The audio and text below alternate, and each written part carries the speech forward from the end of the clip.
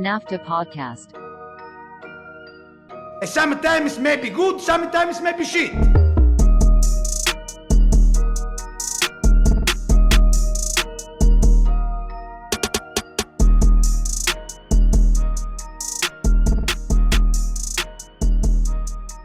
NAFTA podcast, we're back. Happy Labor Day for everyone who celebrates. I don't know why you wouldn't celebrate Labor Day. Take the day off, whatever. The full squad is back.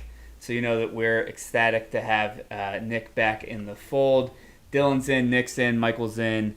So we're going to have a crazy podcast. There were a lot of goals this week in the Premier League. There's a team or two that I think we're excited to maybe tap dance a little bit on top of. And then, we're gonna talk about everything. So first things first, Nick, welcome back. You're 1 day in school year already. What's the break been like? Have you missed being on the pod? Are you excited to finally get your takes off? I'm exhausted. I can't wait to go to bed after 1 day of this crap. Working. This is bullshit. I finished work, and I don't even do that much, and I just cannot wait to not do this anymore. I came home. I had all these grand plans to work out and all this stuff. I ate 3 tacos, some green beans, some mac and cheese, and a handful of M&Ms, and just said, "Fuck this! I'm not working out." I love days like this. I got days like this. I am very excited to be back. I missed you guys. And, I don't know how much the podcast world missed me, but I just wanted just since I've been obviously been listening a lot, I want to say the previews, awesome. Like really, really cool, really, really fun to listen to. But I do have to admit something though. I actually haven't been working these last few weeks. I've actually been staging a silent protest against you guys, against the pod, because I don't get a preview. Like, everyone gets to hang out with another friend from the team and talk about all the club that they love and all this stuff. And you're not going to like this answer. I know something. I know this is going to end up coming back to me because they probably just rejected us. But I just wanted to say that I want a friend to talk to about Man United and not get dumped on all the time. So this was the sad truth about being a podcast of our size is there's 4 different Man United podcasts I reached out to. And all of them either didn't respond, and I had one that was just like, yo, we're super busy right now, maybe later. So there's still hope. But my goal was to have each of our teams at least do one. And then I fell short of my goal, Nick. You're out of 4. Gets me in the Hall of Fame, though. Yeah, it does. I mean, easily. Yeah, you and Pete Rose can hang out outside the doors if you really want to. So love it. But yeah, no, thank you for the kind words on the previews. They're actually a ton of fun to do. I would love to keep in contact with a few of them. I think that at some point there will be a Man United centric episode that we can do with you on it. Hopefully it's about a resurgence and not what's been going on lately, though. I would think you'd want that, right? Yeah. But I do know that if this whole Man United thing doesn't work out in the end, I'm definitely joining up with Alex and Dylan and the Wolves. Like, yeah, that guy sounds awesome. He was so cool. I like him. And he's local. And Dylan's mom has been persistent for Dylan to reach out to him. But Dylan, much like my wife, no new friends. I get nervous, all right? Like, I need it to happen naturally. I'd rather. Yeah. I'm better in person. Yeah. Dylan hasn't had to send the first text in like 6 years, so he's a little nervous, Yo, I'm not gonna lie though. Very accurate. on this topic of like getting to do these previews, reaching out to these podcasts, outside of like Dylan and I both work in sales, so like I've sent a cold email before, whatever. But sending a DM to someone, being married now for 2.5 years, and Lex and I have been dating for like 8, I was lost. I was like, what do I say? What do I bring up? How do I hook them in? So I'm right there. Like, I think Dylan, you relate to that as you were just saying. So, but no, definitely want to get a Man United guy on. Glad to have you back on. We got a lot to talk about. The first thing, though, before we get to our Dudes of the Week, which is now just a patented segment that I can clip out and make a TikTok out of, which is incredible. Dylan, I had a question for you because you're the MLS guy. And I think one of the complaints that we could levy towards the MLS is the scheduling, how terrible it is, and how it kind of screws some shit up. But I do feel like this is such an opportune moment to bring this back to the surface that they play through a lot of international breaks, which is kind of dumb. Like, why does it matter if it's 2 more weeks later or whatever, in my opinion? And now they have an absolute just juggernaut of a money-making machine in the league, which is Messi, which every away game he goes to, now those teams, pro shops are putting Miami gear in. We can talk about that, how we feel about that, whatever. But now you're going to have 2 games where Inter Miami play and Messi's just not going to play. Which also, Nick, I'm going to rope you into this. That might hurt your bet a little bit. You said what? They need to go 9-1-2 or something like that? Or 9-2-1? Put it this way, they're on pace. Yeah. So clearly we've got some breathing room, so we'll be just fine. You're on pace, but Dylan, I'd like to get your thoughts, just because you've experienced MLS seasons more than we have. So, like, what have people said about this in the past? Well, first, before I go into that, they tied their last game, right? No, they won their last game. They tied the game before. Okay, whatever. Anyway, actually, is that even true? Yeah, they did win 3-1. Yeah, they tied Nashville, and then they beat LAFC. So, that's right. Sorry, I was high on Philly smacking the Red Bull, so I apologize for my miscommunication there. Anywho, I think it's something that I'd love to get fixed, but because it's always been this way, everyone's kind of used to it. Like, to be honest, with the Gold Cup going on, like, the Union had a slump because we lost 5 of our best players, including like Andre Blake, who kind of holds things down. So, like, it's something where I think in the middle of season it's tolerated. In where we're at in this juncture of the season, I think there needs to be a break, because also you're not telling Messi, no, you can't go to Argentina for World Cup qualifying. So, like, to your point, I think Nick's bet might be in some trouble because you're losing Messi for a week or 2, and you're losing money, but it is what it is. Like, and the problem that you also don't realize, though, is you ever been to Philly in November for an MLS Cup game? Like, it's also like 10 degrees. So it's a little bit different than I think what you're getting in Europe at that time too in the winter. Yeah, I think that's actually such an interesting point that we've never talked about. Like, Messi, if they do make the playoffs, which I would assume next year they're going to make the playoffs. They're a pretty decent team when he's playing. I hope so too, dude. Look, I never watched the MLS. As soon as he got signed, I did. I am a sheep. I bought that Apple package. I watched the Leagues Cup, and now I check the score to see how he does.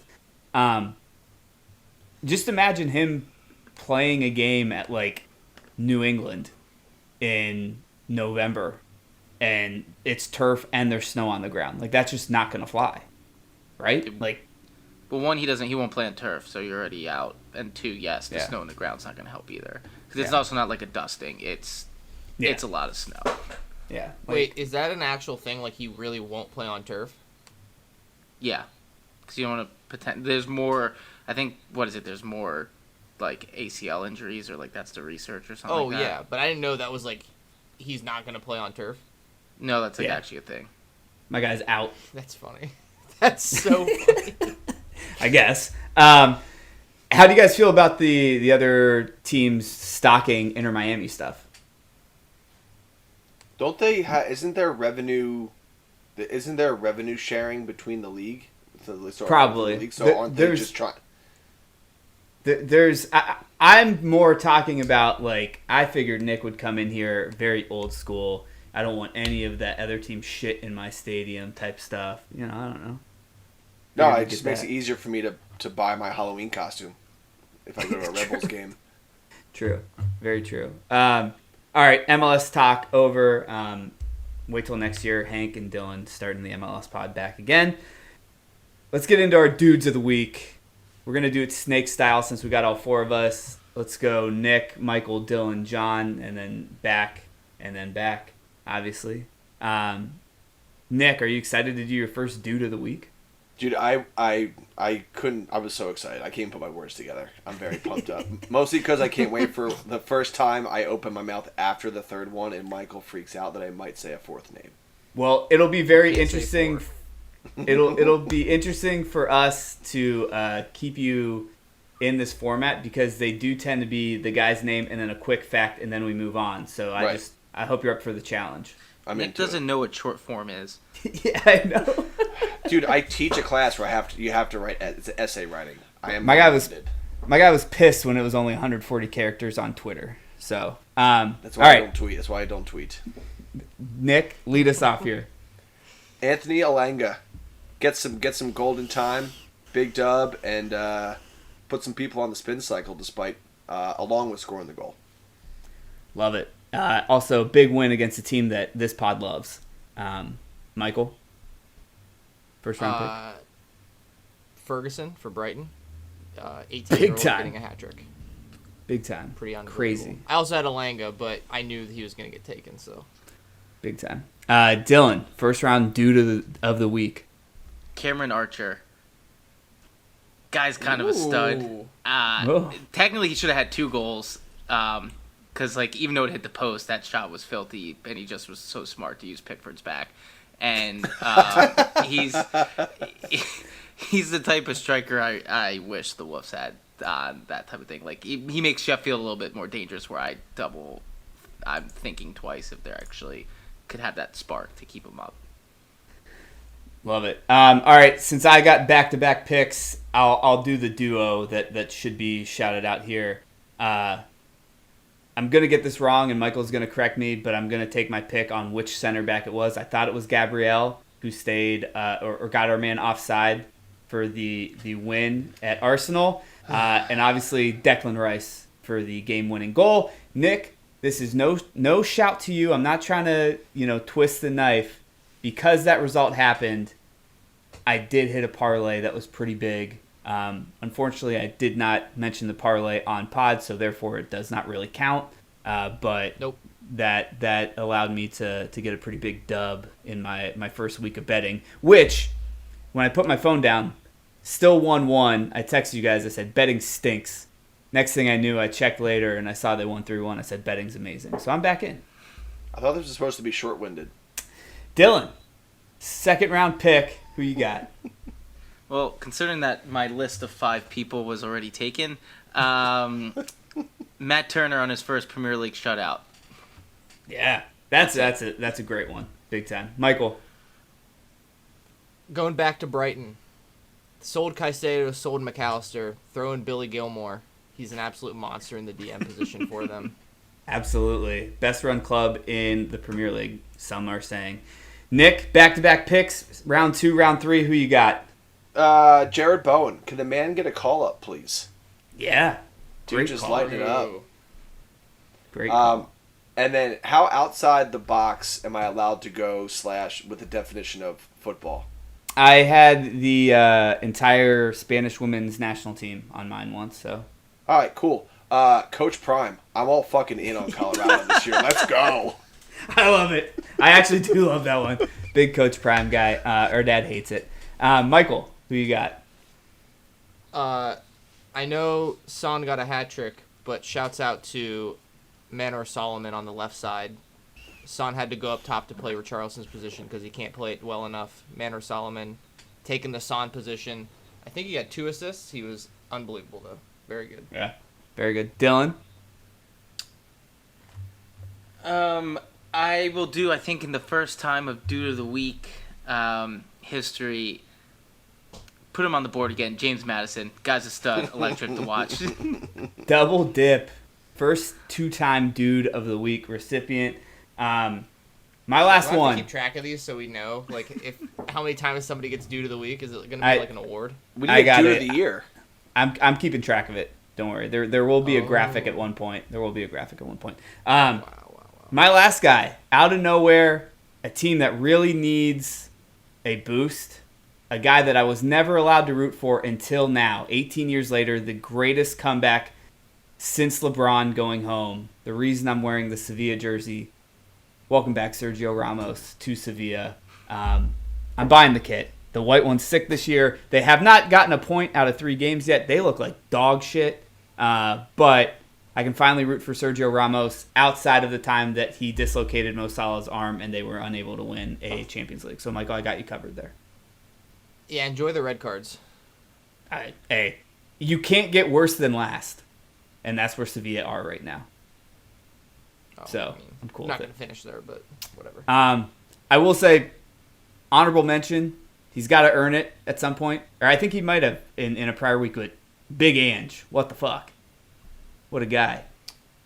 Yeah, I mean, we're like showering the dudes of the week with Tottenham players, but we're not picking Ange, who is We're just not- like... Oh, but then why don't you just say dude of the week, Harry Kane, thanks for leaving. Yeah, exactly. We're not picking the big. We're not picking the big kangaroo himself, Big Ange. But dudes of the week, another successful run there. All right. Is that his nickname, the Big Kangaroo? Nah, I just made that up right now. Can we just make it? Let's get it trending. I think we should make a shirt. That'd be the first shirt in the NAFTA team shop, the Big Kangaroo. We had to trash 3 of them. Yeah, actually, we have a bit of a curse. I think Dylan has like put that on us. He's talked about that Rangers curse with the hockey jerseys for a long time. Imagine going to Philly, making a Mitrovic, a St. Maximin, and what was the third one, Michael? That was a curse. I think it was just those two. Mitrovic, St. Maximin. It was a Tony one.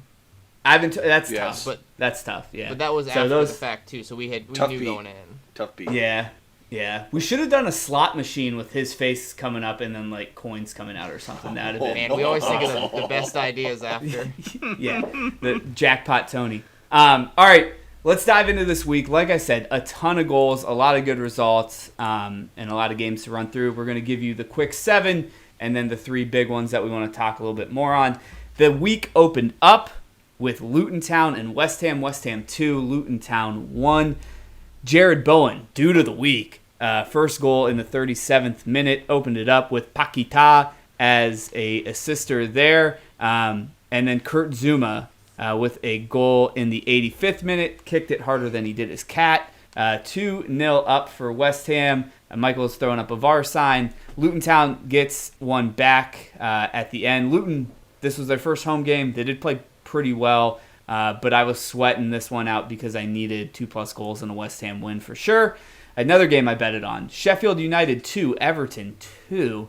A goal for Cameron Archer, dude of the week. But Decore scored first. I got that way out of whack. Pickford with the own goal off the Archer shot as well. And then Dan Juma, welcome to the show. 55th minute, tied 2-2. They share points. That was one that I called out and I was very proud of.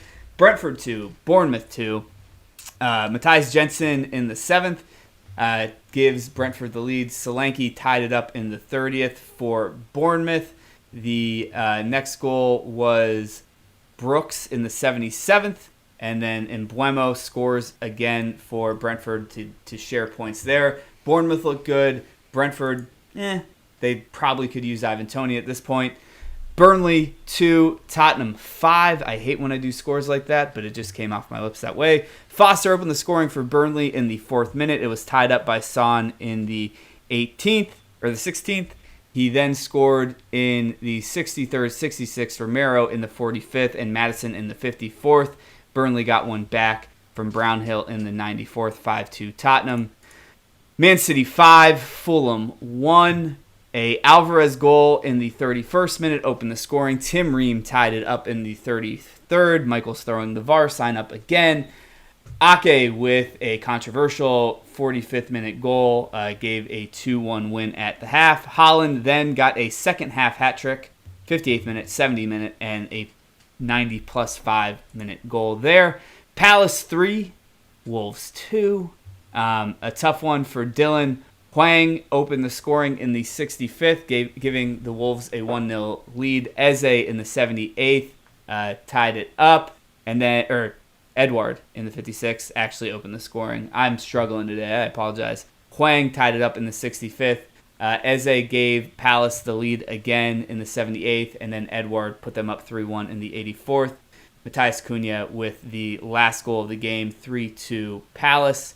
And then Liverpool 3, Villa 0. This one will be easy on me. Soboslai in the 3rd. Matty Cash own goal in the 22nd. Mo Salah back on the score sheet in the 55th. Man, 4 years of doing that, I'm still not any better than I was the first day. I'm not going to lie to you. Let's jump in. Michael, you threw up the VAR sign a couple different times here. There's some definite games where this was pretty controversial. What is the most egregious one that you want to talk about? Luton Town, for sure. Well, okay. I mean, it depends because you're in the Man City game, it was also egregious, but it didn't matter because it was 5-1 in the end. The Luton Town one, I mean, that's a point for them. In the 90th minute, 150% a handball on James Ward-Prowse. Yeah. I don't know if you guys saw it too. I know, Dylan, you were, because I think we were texting during it, but full extension with the left arm going up to try to block out or head the ball. It just grazes off it. It's called all the time in big games when we're watching, and for some reason just was not called. So tough for Luton Town, especially at home. They played tough. I'm not going to lie. Still going to be the worst team in the league, I think, but they played tough. Any other thoughts from anyone else? They got robbed, but I'm not sad about it. Yeah, me neither.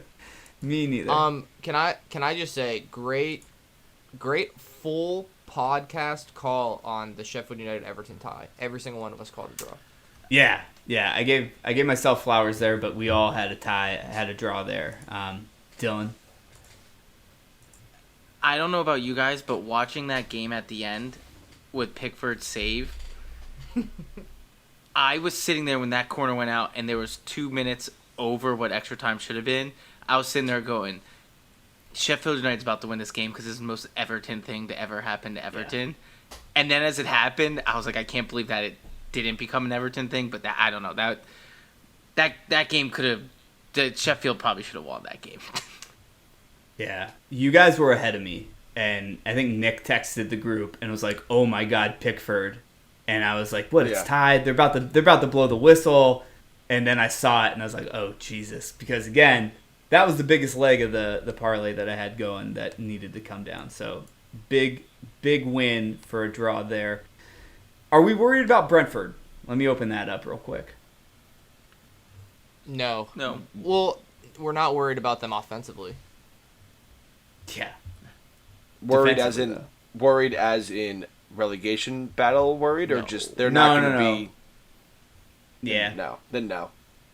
There's different varyings of worried. Are we impressed by Bournemouth? I was thinking about this. I would, if I'm Bournemouth, think about where West Ham is right now. You got a 1-1 draw with them. Then you played Liverpool. Then you played Spurs. Especially Spurs have looked outrageous.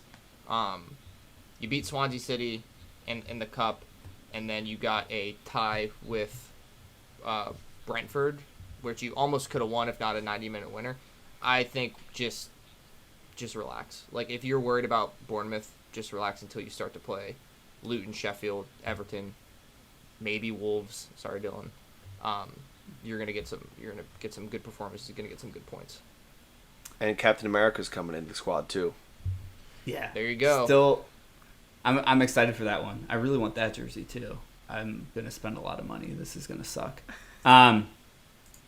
Burnley 5 or Tottenham 5, Burnley 2. We've already said it. We're all pretty impressed with Tottenham at this point. Correct? Yeah, they're fun to watch. I do think.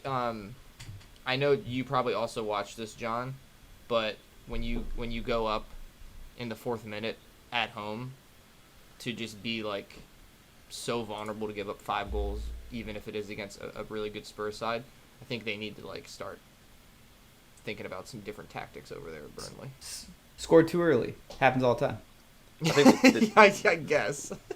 I think it's a really easy tactic. I just think Vincent Kompany puts a kit back on, Just play center back. Player coach. Yeah. Player coach. I don't know. I think we were robbed to find out how good Burnley actually is because of the Luton Town game getting postponed. That would have been our barometer based off of them playing 3 tough teams to start to really not know what Burnley is. I think that's a very democratic way to look at Burnley for sure. I'm right there with you. One thing that is becoming apparent, Nick, your Tottenham friend, needs to just, not be a dickhead this year then, right? Like, he's getting to watch good soccer. Yeah, I'm actually really, really loving this because him and I had a really deep conversation about this the other day. This juxtaposes the conversation from about a month ago where he was in the fandom version of jumping off the bridge suicidal, and then now he's like starting to make comments in our group chat and he's sending me more and more soccer stuff on Instagram. I'm like, oh my God, he's believing again. I can't wait till this crushes him again later.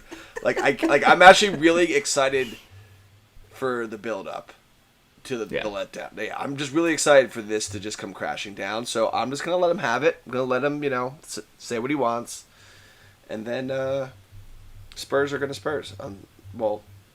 Spurs are gonna Man United. And maybe we'll change that verbiage this year. Who knows? We shall see. City 5-1. This is the one thing I'll say. Nick, I spent a good part of a day and a half looking at our fantasy teams, trying to figure out if there's any way I could trade for Julian Alvarez. And I just know it's not happening now. He's scoring too consistently. And I know how good Haaland is. I love watching Julian Alvarez. That's my only thought here. Michael, you want to go into VAR? I mean, I just don't know what. I actually just did see the tweet from Premier League where they went mic'd up on 6 calls, controversial calls of the first 3 weeks or whatever, or for first 4 weeks. I haven't got to see that yet. I'm really interested to see what calls they are, and what they say. This one is, it's like textbook. It's so obvious that it's interference, that he's offsides. I just don't know what to say anymore. It doesn't matter because it was end up being 5-1, but it's just so ridiculous. Yeah. I have a receipt I'd like to read from John, and this is, sorry John, you need to stop being a City fan, acting like one. Is this segment that I'm making up right now of, as the game was 1-1 and there was still probably 70 minutes left in the game. If anyone is thinking of it, avoid any type of second half City bet. This is the worst I've seen them play in a long time. They then proceeded to win 5-1. Sorry, I just need the world to know that. I think I'm providing a service though. Anytime I say something like that, you should do the opposite of what I say. I think they also scored within 20 seconds of you sending that text. Very true. Very true. And then you said it's going to get overturned, and then you said, "Oh shit, no, it didn't." Ha ha ha ha ha. Yeah, I'd like to. I want to piggyback on what Dylan said. That I kind of want to make. I don't know if this is a bold prediction. Maybe it's just a bold statement. So I'll know where this falls, Michael, for the list. But is Erling Haaland just boring now? Well, City's always been boring. He is boring, but it's like being so good, or I won't even say that good. It's like being that productive at your job that it's just everybody else is just yeah, there's no point. What are we gonna do? Look, come for the Haaland hat trick, stay for the Julian Alvarez wonder goals. That's how I'm looking at it. It's incredible. And now Doku played. I think this is kind of impressive. I know that they're on cruise control without Pep, but for them to play a guy who has never practiced with Pep, because Pep's in Barcelona right now, for them to throw him at the right wing, it's kind of crazy. Is Jack Grealish just not going to play? No, he will. Because he played a ton. No, well, he wasn't on the bench, right? Look, I always like to move on from this City thing. If you want my real thoughts about all this stuff, I think that the new tactic is going to be Foden, Doku, Grealish, and Bernardo running essentially like a U formation with 3 people and them having 2 strikers up top. And what's going to happen now is it's just... That's 4 people. I think one subbed out, and they're going to rotate. One subbed out. Yeah. Okay, so not 3 people then. I'm with Michael on this one. He was right. Whatever. Anyway, 3 people. There's going to be Grealish as right now, in this case, Foden played. Now I've lost my train of thought. Anyway, we're going to be dribbling a lot. There's going to be a lot of changing positions. Doku played on the right wing and switched over to the left wing within 20 minutes. I think there's just going to be a lot of forward possession within the midfield to try to set up lanes for Alvarez and Haaland, and I think that's how they're going to play it. And then, again, 3 center backs, 2 CDMs, essentially, and I think that's the formation now. So it's going to be fun. Word. You guys asked for it. Anyway, Palace, Wolves, Dylan. Tough one. We scored twice. So that was cool. It's just so aggravating for the fact that if you watch the game, we were controlling the game the entire first half.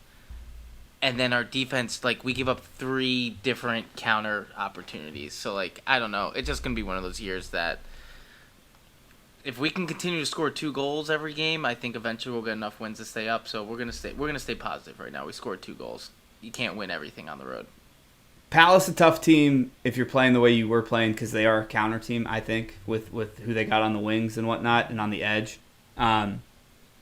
Let's go positive since you want to go positive. Gary O'Neill, more time with these players. He's going to figure this out. It looks like he's already smart. We saw him with Bournemouth last year, but there's at least a semblance of an idea. Yeah, I think for once the opposite is, and I know you guys are gonna laugh when I say that we're a team that can't score. Our defense is the problem. It's not we'll eventually hopefully figure out how to score, and also we cross again to people who are 5'7" when we have someone who's 6'10" who might need to come off the bench when that's the game plan. But I don't know. Our defense is a liability at the moment. So unless we get that fixed, we're kind of screwed. Scale 1 to 10, Podence leaving again. I saw that 2 days ago. Is that okay? Yeah, he was already. We sent him down to the U21s because he was being bratty. Also, love it. He hasn't been with the team for about 2 weeks. Good to hear. Good to hear. Michael, 3-0 win. Is Liverpool back? First of all, the only game I've ever been pissed that we didn't give up a goal. Same, brother. I only have 3 comments, really. Well, 4, I guess. No, that was one of them, so 3 more. Szoboszlai is going to be just a problem. He's going to be so good. Can't wait for that. His goal is pretty nasty. To the point of, giving up goals, you throw... Any Liverpool fan would agree with me, I would say. You throw Joe Gomez and Joel Matip, center-back partnership, and they look like fucking prime Maldini, regens. They were unreal. They played... I think Villa played, pretty poorly, too, but they were unbelievably good. It sucked because I just needed them to give up 1 goal. And then I think that it's always so interesting when, you're in the loop of, what people are saying about a player or, what you hear from the club or whatever.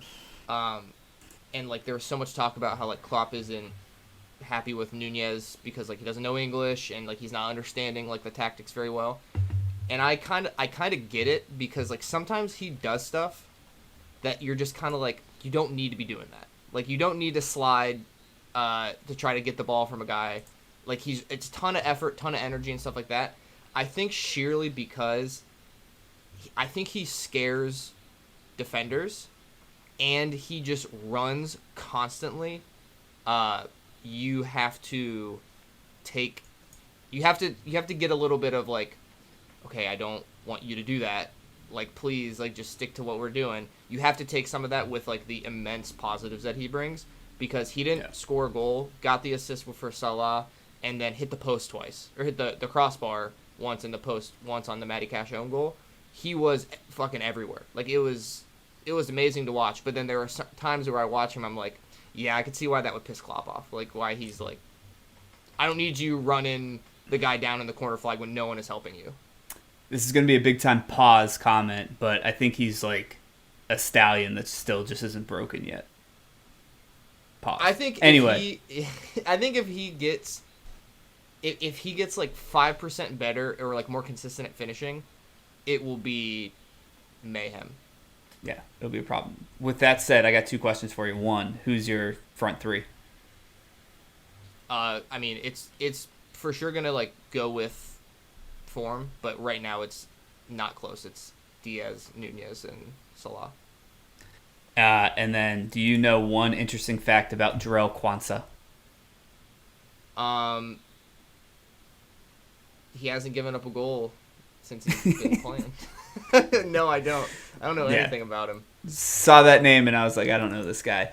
All right, those are the fly-throughs. Let's get into the meat and potatoes of this podcast. Chelsea 0, Forest 1. Anthony Alenga, dude of the week, 48th minute goal. Great play. Who wants to lead us off here? Nick, you haven't been on the pod. What has your thought process been about watching this $1 billion club play football over the past 4 weeks? It's amazing. It's beautiful. Like, it's angels singing from the rafters. Like, it is beautiful. I mean, it's just it's awesome because they've actually done some really good business. Like, I mean, they're spending a gazillion dollars, but they've also sent out so many players, so it's not like there clearly is a strategy to what they're doing, and it's not working. So it makes it that much better. But it's like they're trying to be the Galacticos, but like the shitty, unsuccessful version of the Galacticos. Yeah, I follow. It's awesome for sure. Yeah, I'm loving it. I'm getting it, I guess. Yeah, for sure. I gotta say, it's, you know what, I never really had like a huge dislike for Chelsea. I didn't like them, but like in the last year or two, hanging out with you guys more and more, I am like, I don't know what this says about me about me as a soccer fan or as a person, but I'm enjoying their failure and the misery of their fans. Michael, we're big influencers. Dylan, let's go to another Tucker. Thoughts on this one? Nottingham Forest is clearly a wagon. That's the only way you can explain why Chelsea with all those players could possibly lose. I don't know how else to put it. Like, when you have a team that has 25% possession and just dominates a game like that, like, that's going to win 10 times out of 10. So, yeah. In all seriousness, I don't know. Like, at this point, I think Chelsea has turned into my criticism of what the U.S. women's team was doing in the World Cup. There's a ton of talent, but there's no team. And that is part of, I think, the bigger issue that Poch needs to figure out. And the problem is, because we've gone over what their schedule looks like, they might not get more than, 6 or 7 points by the time they get to December 9th or 10th.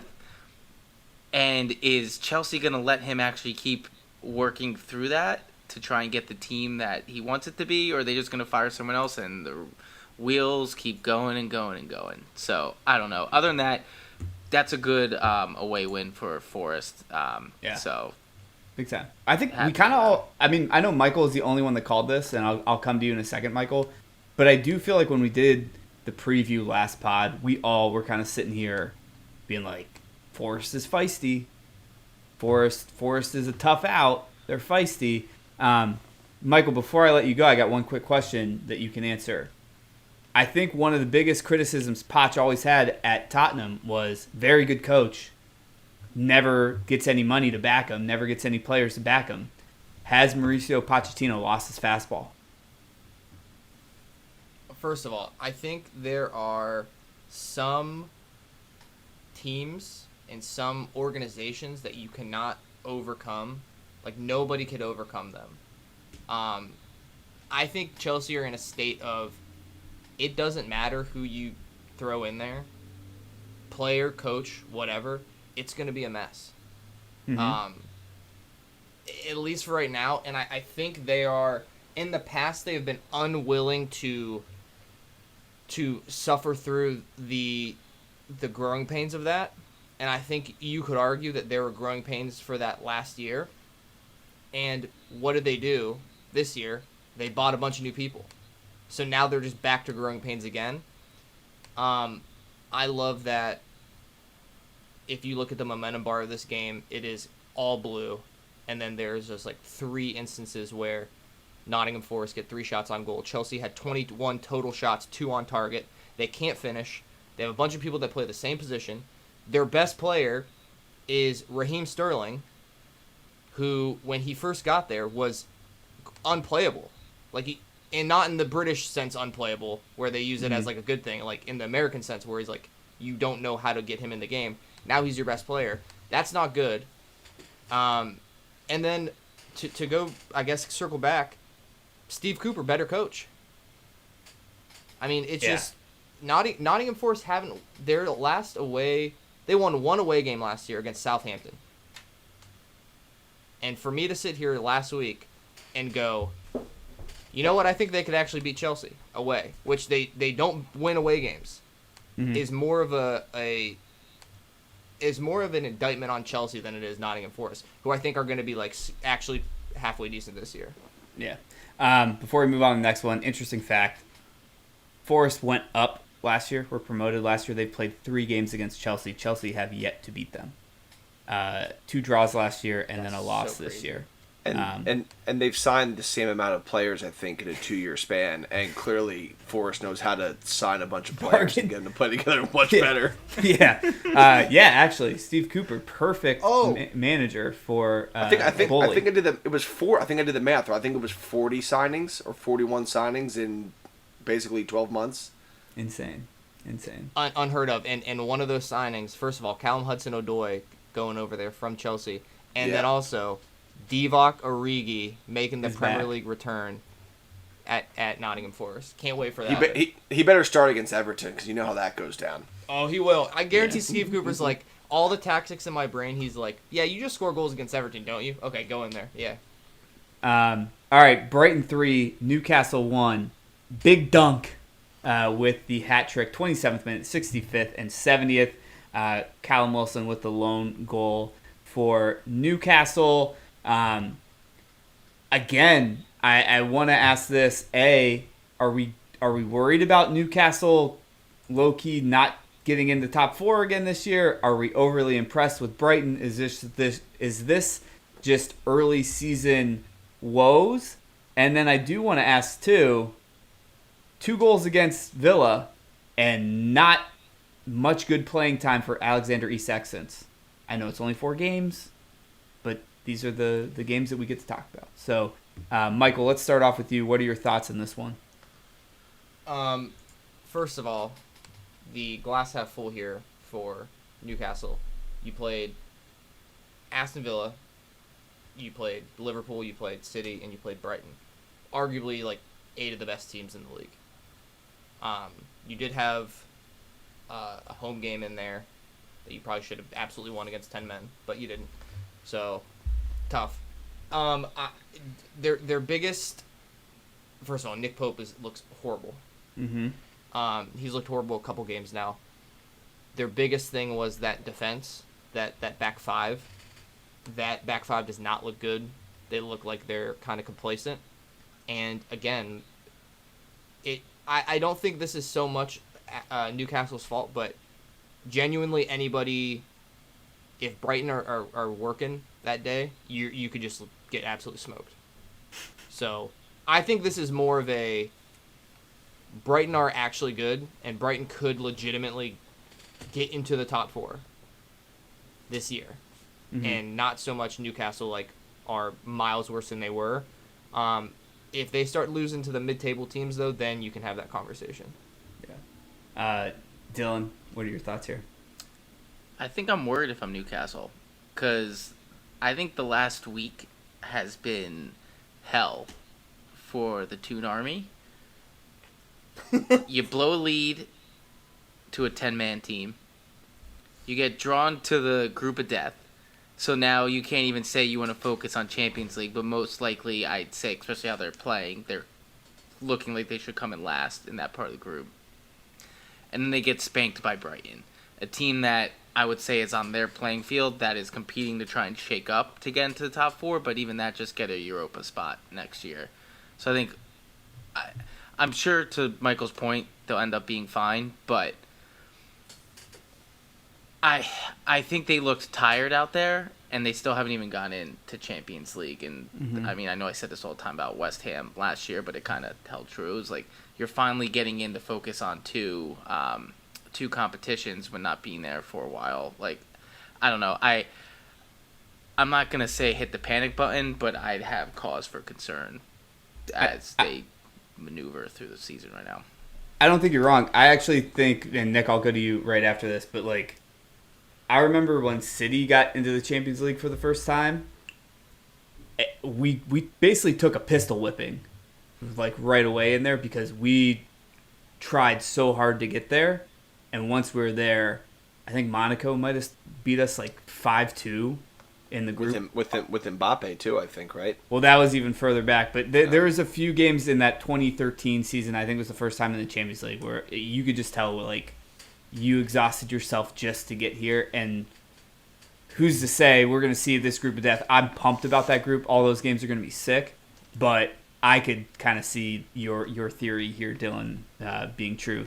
Nick, what are your thoughts here?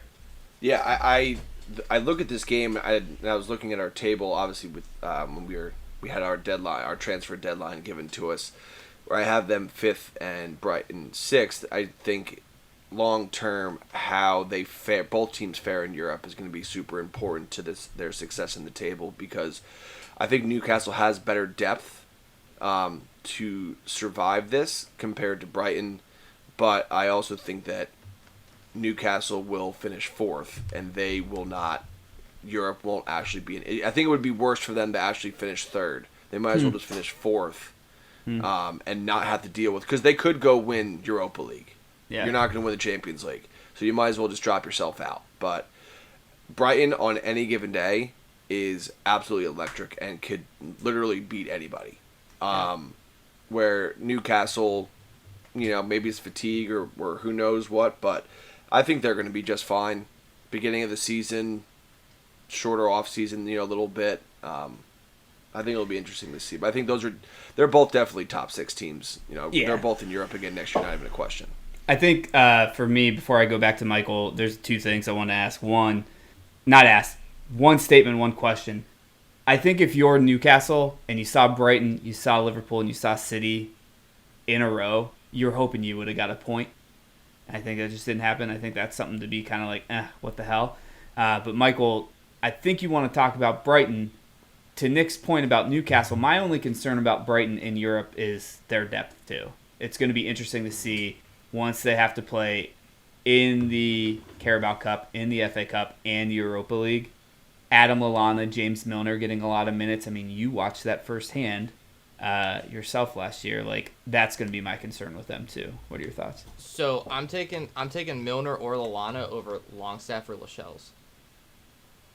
Lascelles? Yeah. I mean, Harvey Barnes, Callum Wilson, Anderson, all pretty good. Tariq Lamptey, Dahoud. They still have Enciso, who's hurt. They have Danny Welbeck, who's hurt. I don't know how to say this dude's name. Buonanotte, who what just happened? What? Hang on. Yeah. Buonanotte. Facundo Buonanotte. He played last year and got some goals for them the couple times he played. The difference is, I think you are to be a sub for Newcastle, you kind of have to be like an impact player, I would say. I think Brighton, you just do a shift. So I don't think actually chopping and changing that team that much with those different players is gonna be that big of a difference. I mean, James Milner comes on, gets the patent and yellow card. He's going to do a job. Lallana's going to do a job. Dahoud, who I thought was going to be starting, isn't, because Billy Gilmore is playing out of his mind, and he's going to come on and do a job. They still have Igor from Fiorentina, who's a good center back. That they're going to just incorporate people at random, and they're going to just be good. And then I don't think the depth thing is a problem for them. A team that definitely has depth as an issue. Let's get to the game of the week. Arsenal 3, Man United 1. Rashford opened the scoring in the 27th minute, which was quickly dashed aside by Odegaard in the 28th minute. And then we had to wait into 6 minutes of stoppage time for Declan Rice to get the game winner in the 6 minute of stoppage time, like I just said. And then Gabriel Jesus put the game away. This is all to say also, that Garnacho had a goal called back. Kai Havertz had a penalty canceled. This game kind of had everything. Nick, welcome back to the podcast. Great first Man United game back. The floor is yours. Unlike our handsome and gracious host, I don't hide from big losses on this podcast. Get him. Hey, wait till you're married, Nick. Other things pop up, and all of a sudden you can't go on the game where City lost afterwards. You know? Oh man, that's super convenient for you. Anyway, yeah. I mean, what do you want to say? Like it's you go from all the emotions. Like I'm at the Rutgers football game, sitting there now watching it, like getting glitchy, pixels through, and Michael's texting me, keep me updated. Like it's just crazy how your season is so sensitive, and how if this and when it happens matters in the season too. Like now it's like, oh my god, the international break. Now you got 2 weeks of just this big dark cloud, and a 2-0. And I'm going to kind of go over the last. I'm not going to go into, but just a general overview where I'm at right now is like, you go into 2-0 over 1-0 to Spurs. That's a totally different. You lose 1-0. Hey, versus a top 6 team, back. That happens. Like it's not the worst thing, but the 2 or the 1. I don't know what's happening, but I will say that I have a completely different feeling 4 games in this year as compared to last year when you saw me at Leggett's, sober, hands, holding my face, down 4-0 to Brentford. It's a couple. I just wrote down a couple points I just want to make overall. 1, Rashford on the left only. Stop putting him through the middle. He's your guy there. Done. Like it's over. Stop. 2, I'm seeing it's different. Going back in the different, I'm seeing shades of Ole a little bit with some of this, with some stubbornness and blind loyalty, which is really starting to annoy me. Like it's time to change it up. Anthony sucks. He might also Don't worry, he took care of it. He's not playing anymore. You're good. Yeah, I know, dude. Quick sidebar. He might go down the road of whatever. The Mason Greenwood road. Yeah, I was trying to but we don't shy away from controversy here, Nick. Yeah. We need Hoyland's got to play. Pilastri's got to play. Pilastri's got to play on the right. Whatever happened with Sancho, this happened with him in the Euros too. In 2020, Gareth Southgate said the exact same thing about him. That he wasn't training well, and then he trained and he started playing a lot better. But the blind loyalty and all this stuff is really killing me. Like, I'm curious, is this what it is like to feel like a Mets fan with all this false hope, only to kind of be somewhat mediocre? You could say the same thing about Yankees fans lately, so I don't know. Nah, man. This is just a blip. But anyway, a really long blip. But ultimately, it's early. I looked at their fixture list really going into early December. It's more on the favorable side in league. Where there can definitely be points that should be made up and should be won. Where we come back in 2 months, it could be a totally different story. But real quick, I asked this. Go ahead. Finish. My last point is, this is all Phil Jones's fault. That's my conclusion. Gotcha. It's Phil Jones. He set such a bad precedent with staying for a millennia and getting paid. And Harry Maguire thinks he can just sell his contract. And why didn't they sell him and Scott McTominay? Like, it's all his fault. People are just gonna sit here and bleed us out. AWB is doing the same thing. They wanted to get rid of him and sell him off to buy new players, and Wait, Basaka, the best defender? Yeah, I'm not saying I agree with it. I'm just saying that the best 1v1 defender in England, not even a question. Jack Grealish tracks back really well. Look, I asked this question last week, or I said this when you weren't on, and then you texted me about it, about like looking down and seeing Tony playing. I have a better. The United's the gift that keeps on giving.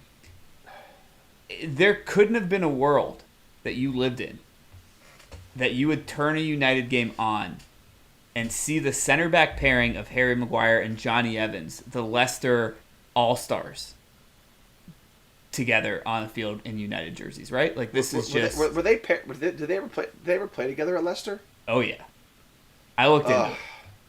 Dude, like it's like maybe. It's Phil Jones. It's goddamn Phil Jones. Like, if it wasn't for him saying Maguire would have left, wasn't think he's owed all this money. Like, I'm very frustrated, but I have to tell myself it's September. Like, we were points wise and stuff like that. We were in a way worse position last year. Yeah. But this feels worse than last year. Like, this feels way worse than last year. Yeah, you beat us last year at this point. Yeah, I know. Like, there's got to be a change. Like, when we come back in 2 weeks, Højlund's got to start. You got to put somebody different on the right. You know, you got to get the center back pairings figured out, and hopefully with Armbat coming in, you know, we can balance out the midfield and give Casemiro less responsibility in terms of distance to cover, which makes him much better. Because I think Michael said it. He looks old, man. Like I thought the same thing. He looks old and slow, but reading more and more, it's just like he's never been a big distance guy, you know. So he's just more of an enforcer. Sprinter. Yeah. So I don't know. Talk to me in October, and then the real crisis and the real frustrations will Just come out. moving it back. Yeah. October, No. really. Talk to me in December. No, I'm kicking it down the road when we're last in the Champions League, you know, and but I think we'll figure it out. I think I was pretty excited when I saw Højlund. Just he's a little bit of a spark plug.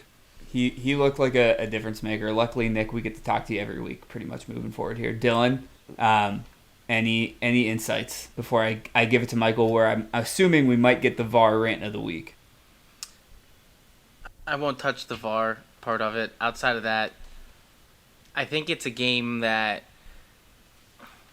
I was losing faith in Arsenal, and I think I probably should lose faith in Arsenal, but also finding a way to win that game, I think, says something about Arsenal. I don't know if that says more about United being a mess and just not holding in to the end or not. And I think this is because I was the only one who went on a limb because I'm an idiot, because we had to, throw something not named Man City at the top of the table. This is me just blindly saying this, so hopefully I can have some type of title race with them in it. But I don't know. Things seem rocking Arsenal, yet they're the Minnesota Vikings of this year right now, where they just keep winning games that they probably shouldn't. So we'll see how long that lasts until their luck runs out. But at the moment, it's going. And now, Michael, I think you're going to yell at me for what I said, / you can do VAR, so the floor is yours. You know what happened to the Minnesota Vikings? Yeah, they lost to the Giants, but, there's no playoffs, so I don't have to They worry get about to that. when Dylan's it matters, and they can't do it. They lost at Dylan's wedding. They did, Yeah. but you know what? There's no playoffs in the shout out to Premier them. League, so cut that problem out. The equivalent is like the last month or month and a half of the season. In terms of the VAR, great job. Absolutely perfect utilization of VAR. The Kai Havertz penalty, not a penalty. Wan-Bissaka barely touches him. If they would have got that penalty, it's not exactly the same, but it's very similar to the Eze penalty against Arsenal. So if they would have gotten that one, I would have had even more of an issue with that Eze penalty way back. I'm not 100% sold on Arsenal at all. I think they got a lot of problems. I think, first of all, it should have been 2-1. I don't know why that so much time was added at the end. They didn't waste that much time. They need goal differential. Is that our first 100th plus minute goal? I was going to bring up that you were prediction? Yeah, you were almost hoisted by your own petard there, but yeah, you escaped essentially. Well, I think there are going to be games that are going to be way more, but I was watching the game and the amount of time when stoppage time actually started, when they presented the time to it was 8 minutes, I think. There was not 3 extra minutes. It just wasn't, and he let it go on way too long. So I guess it was really a 2-1. I thought the VAR, the offsides was right, pretty insane. Just cut back. I think it was Gabriel John. I think it was number 6. I think Amrabat's going to be really good. I think Højlund will be better than your other options, and he might not even be better than Rashford up top, but he'll allow you to play Rashford on the left where he absolutely should 100% be. But man, I'm not sold on Arsenal, and I don't really have much to say about them, but it looks really bad after when there's so much to bitch about VAR, and Ten Hag, like, just very, like, short and sweetly is like, three VAR decisions, they got him wrong. And, like, they really didn't. Like, in actuality, they really didn't. It just sounds kind of bitter. In a game where I thought they got absolutely outplayed. They didn't deserve a point from that game. So it doesn't sit right with me as not, I mean, I'm saying if I was a United fan, because, like, I don't give a shit. Like, I don't care if you guys win or lose. But just it doesn't sit right with me, and I think Arsenal will have a long way to go. I'm going to give it another month, maybe 2 months, but I think there's a team, not just Man City, not just Liverpool. I think there's another team that could put Arsenal down in 4th place.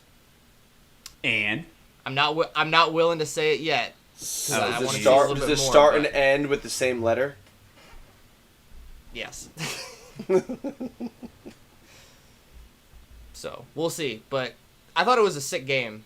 I just don't. I'm not sold on either of these teams at all. Aston Villa? Spurs, John. Actually, that was. Actually, I saw his yeah, tables. That's why I know where he's going with it. Okay. Gotcha. All right. Early season dysfunction for Man United. Honestly, what else is new? Dylan, again, starting off a little slow, betting-wise, but I know you got one bet to send us into the international break, and I know that now you've gotten almost the entire pod into betting. I think now that Nick's back in school, you'll probably want to chew up your time with something, so I'm sure he'll get back on the wagon too. But what do you got? We'll do the pod lay in the next episode, but what's your one bet for the international break we got here? I'll say Podlay was fun. It's a shame that some people couldn't hold up their end of the bargain, but we'll get there. I had the easiest leg too. Yeah, exactly. Yours was like minus 210 or something like that, wasn't it? That's why you got to go with your gut. You got to go with your gut. You can't just lay up. It was. We literally all sat here and we said 100. Like, it's a guarantee. 225 is like kind. Look, there was an audible gasp when I said draw on mine, and I think you guys were like, "All right, let's find something easy." Because I was like, we're doing the draw. And I was like, I'm glad I hit mine, damn it. Good job. Anywho, the one pick is a football pick, and it's the Delaware Blue Hens to cover against Penn State. The spread isn't out yet because I don't think it can be fathomed at the moment. But whenever it's probably like Delaware getting plus 42.5 or 49.5, they will cover because great teams cover. True. OU did not cover last season when we went to Penn State. Again, Dylan's wife and my wife, both Penn State grads. So this is a brotherhood, not only bonded on the pod, but also bonded on anti-Penn State love. Nick, I know that the pod mother, who hasn't gotten to make as many verbal appearances as she had last year, had a few words for us about our betting. Yeah, as I was cooking up some tacos for Tacos Tuesday earlier, we were catching up. They were away, and they're out in Lake Tahoe. And I go, "How's your betting go out there?" She goes, Dylan's got to do better, because I had listened to a couple of his bets, and they didn't do well for me. So he needs to pick it up. And then she proceeds to tell me that she wanted to bet West Ham to win. And the guy at the sports book couldn't figure it out. Like, I can't find it. And a guy just goes over, he goes, ma'am, the West Ham game is going on right now. You can't bet that live. He's looking for the bet for 2 weeks from now on September 16th. I don't think you want to do that. She goes, yeah, you're right. I don't want to do that. Pod mother. I got a quick question. Are your parents retired? Oh, yeah. Way retired. And they are super never. retired. They are enjoying life. I will say this. you have no reason to follow them, but if you want to look at two people just having a time of their lives going around the world, A, to see Bruce, and B, it sounds like to bet. Wait till you see where they're going this weekend. Yeah, John. They are leaving Thursday to go to Duke Lafayette at Duke, and they were talking today about, well, the game's not till 6, and NC State plays at noon. Why don't we go to the first half of the NC State game? Oh, jeez. And they're looking at tickets to do that. They fly home on Sunday morning. They land in Newark at like noon, staying in Newark, going to the Giant game at 8 p.m., coming home, I think literally flying out Monday to go to Pittsburgh to see Springsteen again with our cousin. That's honestly, exhausting. Michael and my mom are very, very similar. Like, she just wants to go and travel and see everything and do everything. But I will say this, your mother is truly a mother of 3 boys. Like, she likes sports. Or yeah, she also had 3 older brothers too, so it's kind of yeah. And she was sense. also a 2-sport, 2-year varsity captain, 4-year starter for 2 different sports at Division I college. So, damn. Yeah, she was a stud. You guys are pretty disappointing then, huh? I'm the only one in the family that played college. The only Dylan, one of us that played Division I college sports. Dylan, you're pretty disappointing, huh? Sorry, man. So average at multiple sports that it makes me a superstar. Like, I could keep up with you in like almost every sport though. That's my niche. Mile wide, inch deep, jack of all trades, master of none. I actually feel the same way about myself too. Yeah. Dylan made it to the last round of cuts for club lacrosse in college, so he almost had the dream. I'll be honest, it was a top 25 program in club lacrosse for whatever it's worth. Same thing for me at baseball, club baseball. I went out for the tryouts. I did not make the team, but that's fine. Dylan, get us out of here with a joke, and then we can update everyone next week on how we do with drinking games at the Delaware-Penn State game. Oh, wait, did you find a stump? We found a stump, don't worry. Nice. All right, good. Love it. All right, so did you guys hear about the league, I think it's League 5 soccer coach that just turned 100? He's still alive and kicking. Cheers.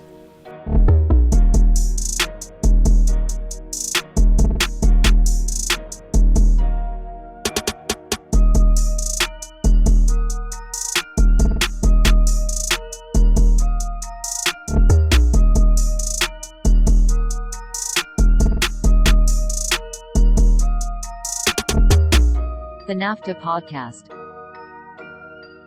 Sometimes maybe good, sometimes maybe shit.